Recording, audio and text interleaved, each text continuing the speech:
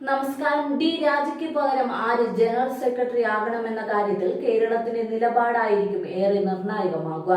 രാജ്യത്തിന്റെ ഏറ്റവും വലിയ CPI ഘടകത്തിന്റെ പിന്തുണയില്ലാതെ പുതിയ ദേശീയ കൗൺസിലിന്റെയും ജനറൽ സെക്രട്ടറിയുടെയും തെരഞ്ഞെടുപ്പ് സാധ്യമാകില്ല. നേതൃസമിതിയിൽ അംഗമായിരിക്കുന്നതിന് 75 വയസ്സ് പ്രായപരിധി മാനദണ്ഡം കർശനമായി നടപ്പാക്കണമെന്ന് കേരള ഘടകം ക്ഷണിച്ചാൽ ഡി രാജയ്ക്ക് സ്ഥാനം ഒഴിയേണ്ടി വരും. പഞ്ചാബിലെ ഛത്തീസ്ഗഡിൽ നടക്കുന്ന CPIയുടെ 25ാമത് പാർട്ടി കോൺഗ്രസിൽ ഏറ്റവും കൂടുതൽ പ്രതിനിധികൾ പങ്കെടുക്കുന്നതും കേരളത്തിൽ നിന്നാണ്.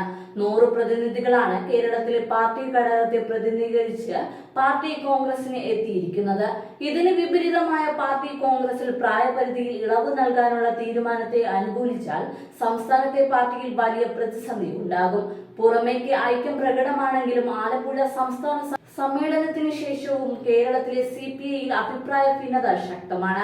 ഈ സാഹചര്യത്തിൽ 75 വയസ്സ് പ്രായപരിധിയിൽ ഇളവ് നൽകി ഡി രാജയെ വീണ്ടും ദേശീയ ജനറൽ സെക്രട്ടറിയായി തുടരാൻ അനുവദിക്കുന്നത് അചിന്തനീയമാണ്. പ്രായപരിധി നിശ്ചയിച്ചത് പാർട്ടി തന്നെയാണെന്നും അത് മാറ്റേണ്ടതില്ലെന്നുമാണ് സംസ്ഥാന സെക്രട്ടറി ബിനോയ് വിശ്വം ഇത് സംബന്ധിച്ച ചോദ്യങ്ങൾക്ക് മറുപടി. പ്രായപരിധി ഇളവ് നൽകുന്നതിനോട് കേരള ഘടകത്തിന് യോജിപ്പില്ലെന്ന് വ്യക്തമാക്കുന്നതാണ് ബിനോയ് വിശ്വന്റെ ഈ പ്രതികരണം. AATUC ജനറൽ സെക്രട്ടറി അമർജിത്ത് കൗറിനെയാണ് കേരള ഘടകം പിന്തുണയ്ക്കുന്നത്.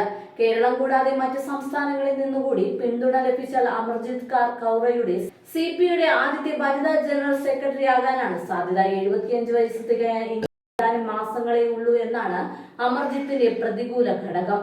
ജനറൽ സെക്രട്ടറി ആയാലും അമർജിത്ത് കൗറിന് ഒരു ഡേ മാത്രമേ പദവിയിൽ ഇരിക്കാനാകൂ.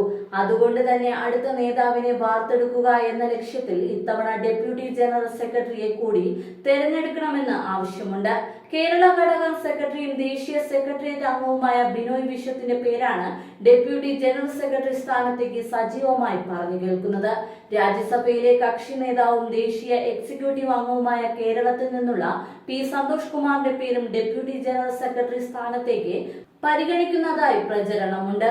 വിജയവാഡ പാർട്ടി കോൺഗ്രസിൽ വെച്ച് മാത്രം ദേശീയ എക്സിക്യൂട്ടീവ് അംഗമായി തിരഞ്ഞെടുക്കപ്പെട്ട P സന്തോഷ് കുമാർ ഡൽഹിയിൽ കേന്ദ്രമായി പ്രവർത്തിക്കുന്നതിനാൽ ഡെപ്യൂട്ടി ജനറൽ സെക്രട്ടറി സ്ഥാനത്തേക്ക് കൂടുതൽ സാധ്യതയുണ്ട്.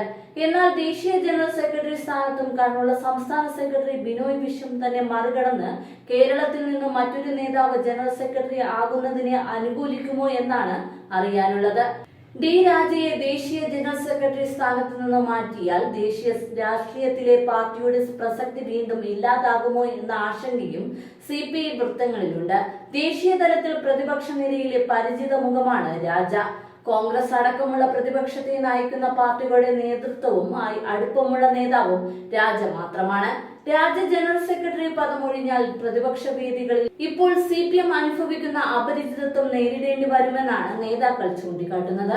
ദേശീയ രാഷ്ട്രീയത്തിലെ ജ്വലിക്കുന്ന മുഖമായിരുന്ന സീതാറാം യെച്ചൂരിയുടെ പിൻഗാമിയായി CPMന്റെ ജനറൽ സെക്രട്ടറി പദവിയിലെത്തിയ MA ബേബി ഡൽഹി രാഷ്ട്രീയത്തിൽ ഒട്ടും പരിചിത മുഖമല്ല. സംസ്ഥാനത്തെ പാർട്ടി സമ്മേളനങ്ങളിൽ ലോക്കൽ തലം തൊട്ട് 75 വയസ്സ് പ്രായപരിധി നടപ്പാക്കിയാണ് സംസ്ഥാന സമ്മേളനം വരെയുള്ള സമ്മേളനങ്ങൾ പൂർത്തിയാക്കിയത്.